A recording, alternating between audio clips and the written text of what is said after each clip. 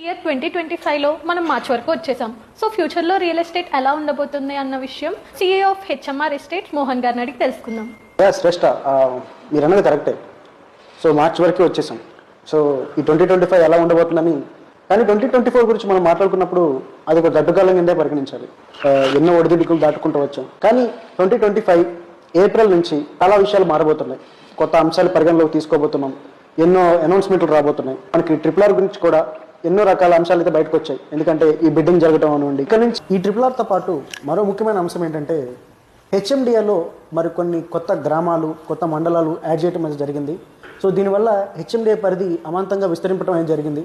Circular రాగా release అయితే జరిగింది. అందులో ఏ విలేజెస్ ఎక్స్క్లూడ్ చేస్తున్నారు, ఏ విలేజెస్ ఇంక్లూడ్ చేస్తున్నారన్న ప్రతి ఒక్క అంశం ఉంది. మీరు ఎవరైనా సరే దాని గురించి తెలుసుకోవాలనుకుంటే నాకు పర్సనల్గా వాట్సాప్ కూడా చేయొచ్చు. I can send all the details. So ఈ రెండు అంశాలని పరిగణించుకుని ఒక కొత్త తరుణంలోకి, కొత్త ఫేజ్లోకి మనం ఎంటర్ అవుతున్నాం.